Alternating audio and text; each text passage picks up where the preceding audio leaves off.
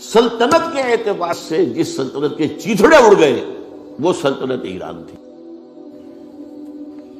حضرت عمر کے ہاتھوں تو ختم ہو گیا نسیہ منسیہ.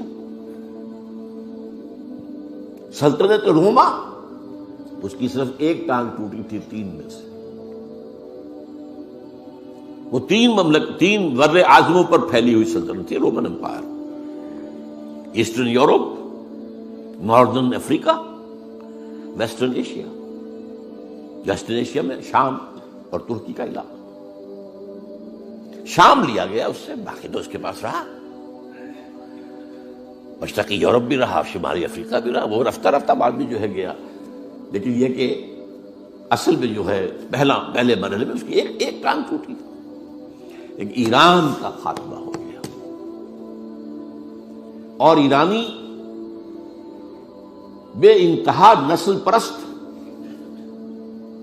ان میں اپنی ریشیل سپیریورٹی کا بہت احساس ہے، نسلی برتری کا. اپنی تاریخ پر بہت ناز ہے. شہنشاہیت کی تاریخ جو کہ خسرو سے شروع ہوتی ہے، سائرس سے، پھر ڈیریس جیسا عظیم فاتح.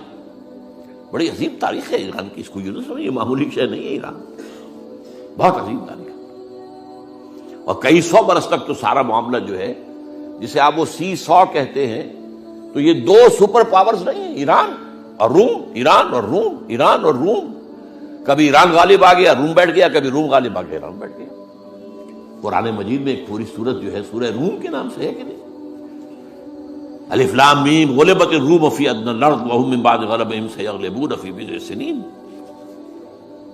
بہرحال ایران کا جو پرخچے اڑے ہیں، بادشاہت ختم ہوئی ہے، اس کا وار آیا ہے حضرت عمر پر. یہ چونکہ ہوا حضرت عمر کے ہاتھوں،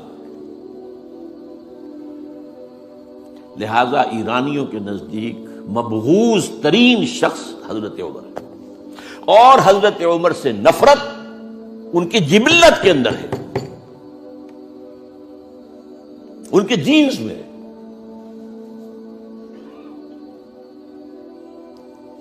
چنانچہ کس نے شہید کیا حضرت عمر کو؟ ابو لولو فیروز،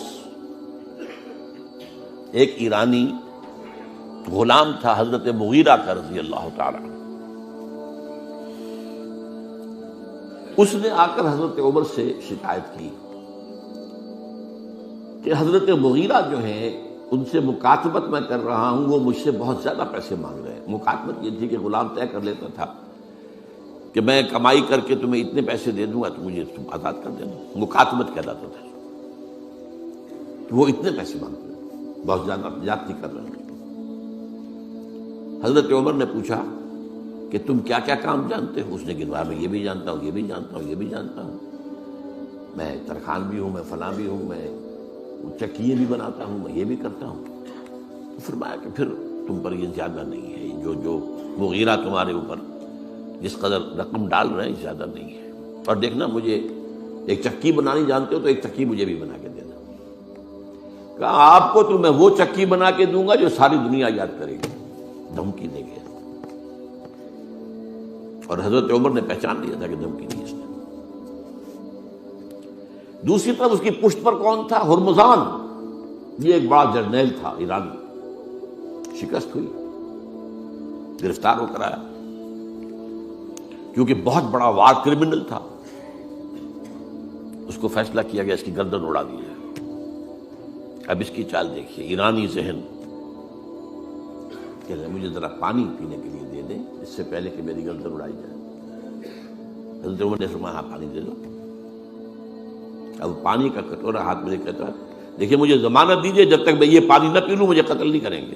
کہ ہاں ٹھیک ہے، جب تک تم یہ پانی نہیں پی لو گے تو میں قتل نہیں کیا. وہ کٹورا پھینک دیا پانی کا. کرو کا قتل مجھے کیسے کرتے ہو؟ تو یہ پانی تو میں نے نہیں پیا. چھوڑنا پڑ گیا اس کو، زبان کی بات تھی.